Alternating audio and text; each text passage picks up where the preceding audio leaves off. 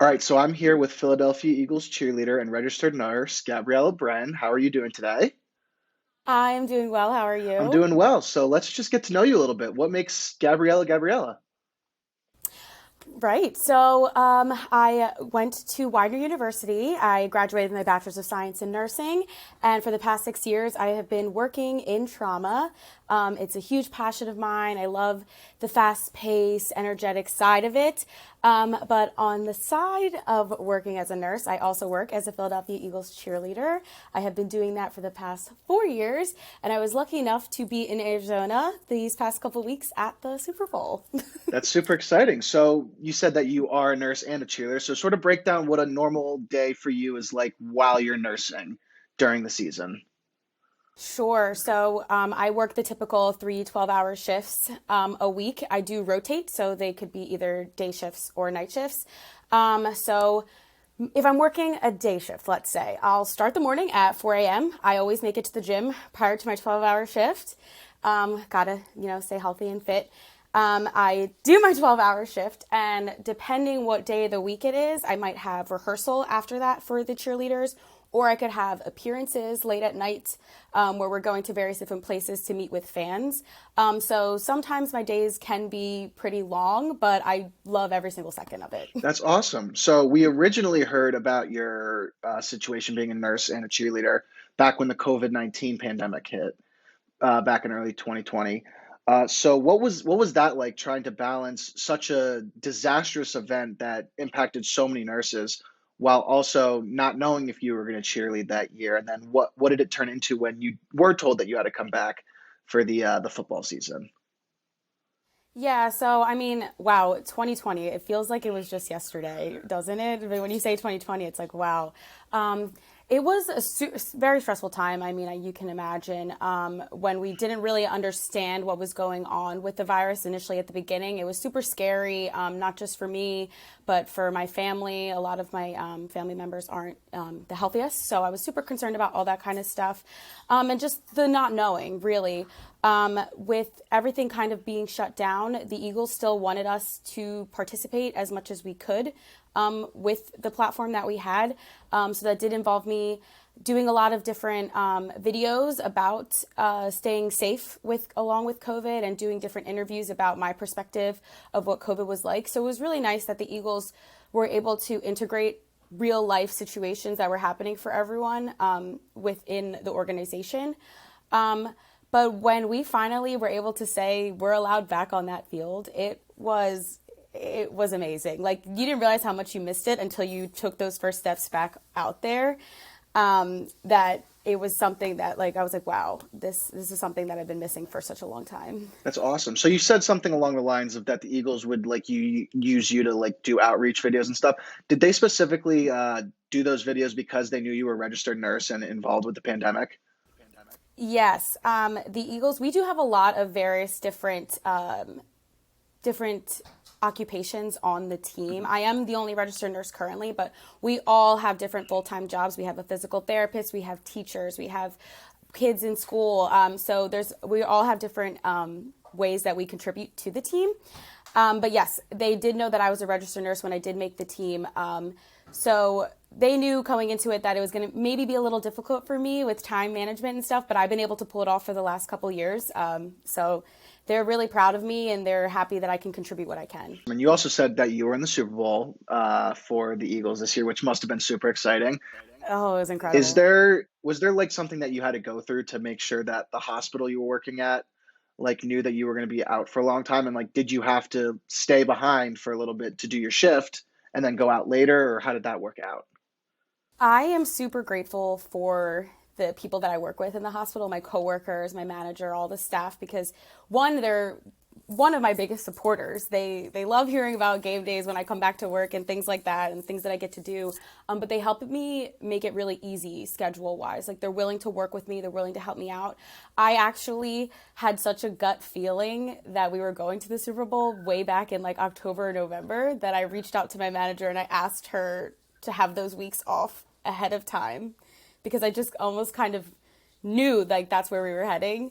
And I'm lucky that we did get to go and it kind of worked out for me really well. That's super exciting. So along with that, now that the football season's over, are you like completely focused on nursing for the next couple months? Because I know it's the off season, and obviously I know you guys probably never really actually have an off season because you're practicing for next year, doing a bunch of media stuff, doing a bunch of like community stuff. So is it time for you to, not time for you to take a step back, but sort of like, are you taking a step back from your Eagles job now and focusing more on nursing? Sure.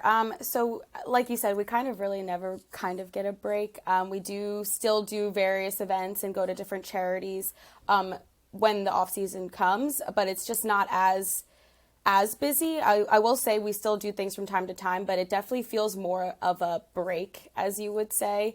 But we do have to re-audition every year, and the audition process normally starts in April or May. So our time off isn't as long as some people anticipate, but I am enjoying the time that I have right now, and being able to just work more as a nurse and not have to balance my schedule as much.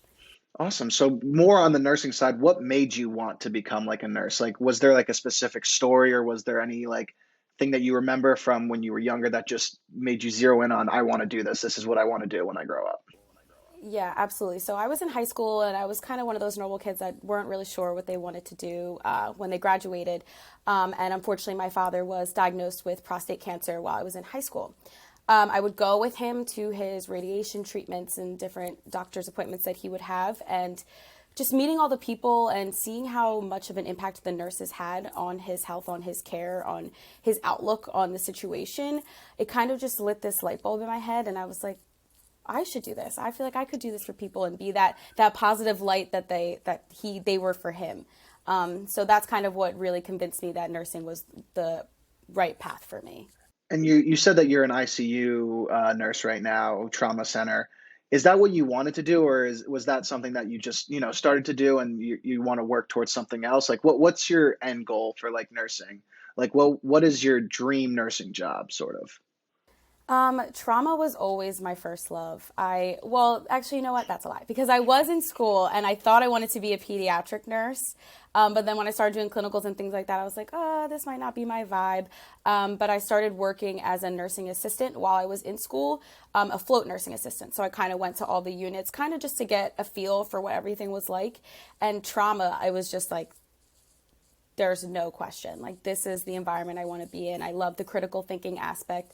I love that anything could change at the drop of a hat. I love that everyone was super, it was the interdisciplinary aspect of it. Like, everyone is super able to use their voice and be a part of the conversation. Everything about it kind of really was like, this is what I want to do. In long term, I think once I'm done my Eagles career and have a little more time on my hands, I think my long term goal is to go back to school and become a trauma nurse practitioner. That's awesome. So, how long do you think that you want to do your Eagles career for then, if you're going to be looking to go back to school and become a nurse practitioner for trauma? So we cap out at 6 years.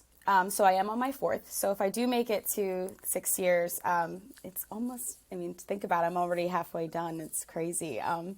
But maybe 6 years and then I'll decide to focus on school. Obviously, with nursing, there's a lot of stress. There's a lot of things that come with it that weigh down on you. Was there really ever a moment, like probably even before the pandemic, but because the pandemic caused so many major like stressful moments in people's lives, was there ever a moment during the pandemic that you were wondering if you were doing the right thing and being like, do I want to continue nursing in that kind of sense? Absolutely. I think it was really hard on all of us. And the hardest part was that you didn't really have any of your typical outlets that you would have when you left the hospital. Like, normally I would go out with friends, go to dinner, go to the gym, go to the movies, things like that. Those weren't available anymore. So you lost kind of all your coping mechanisms that you developed while you were a nurse. So that made it super difficult. And really, COVID was the only conversation anyone was having, right? Like, I would go to the hospital, deal with COVID patients, go home. The news was all COVID. All your friends wanted to talk about was COVID. So there was really no getting away from it.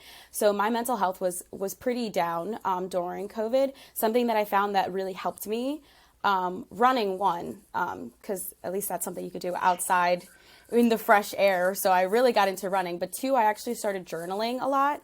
about the different experiences that I was having within the hospital and the different questions I had in my head.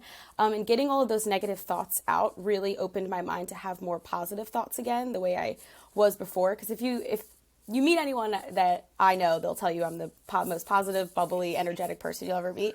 And during the pandemic, I was not like that at all. It was really rough on me. But journaling and running kind of really helped clear my mind and bring my mental health back to where it used to be. That's really good. Yeah, those positive outlets that you had to do that definitely helped. Was there was there a moment where did you like have a friend or anything at any of those points? Like, did you have a roommate at that point, or were you sort of just by yourself? I was pretty by myself. I did have the people that I could lean on the most were the people that were going through it with me. So all my nursing coworkers, whether they were old coworkers, new coworkers that I just had, we all kind of really relied on each other because we were the only ones that really understood what we were actually going through. So that's just another reason that I can't express how much my coworkers mean to me because without them, I wouldn't probably be still the kind of person that I am now.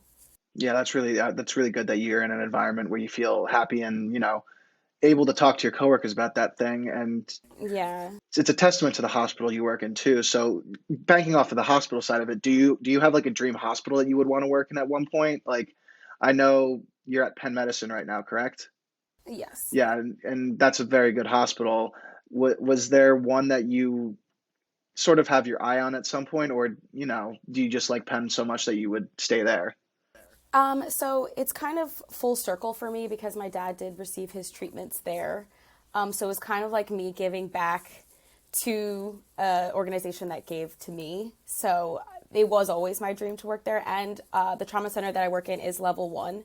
So we do get the sickest of the sickest patients. That's kind of really where I wanted to be. I wanted to be in the tough situations, in the critical thinking environment. So I am where I wanted to be. So. That's fantastic. So I'm guessing you're not ever on call just because of the cheerleading side. Is that correct? We don't do on call Okay. as much in our hospital, but it's really just about balancing because we do have weekend requirements that we have to fulfill. We do have certain things like holiday requirements.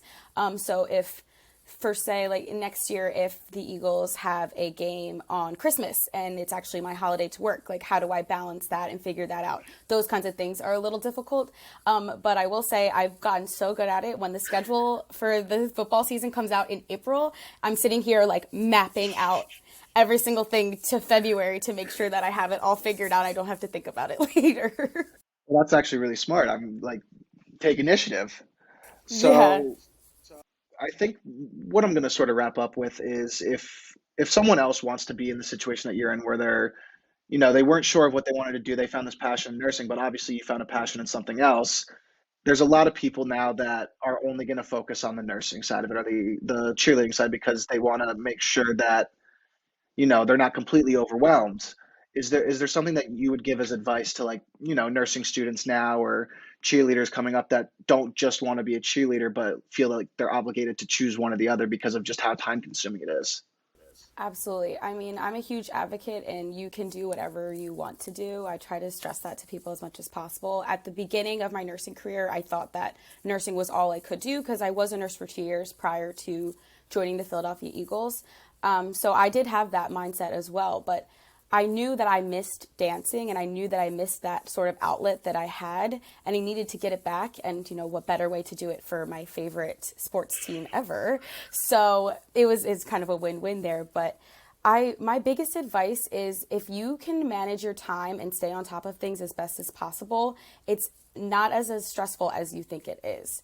Like I just said, I'm mapping out my schedule months in advance. Like those, you can do those kinds of things and get your mindset right, and it makes it 1,000 times easier. So everything is possible. You just have to put the work in and have the correct mindset for it. Awesome. Is there anything else that you want to go along and just sort of put out there for anyone?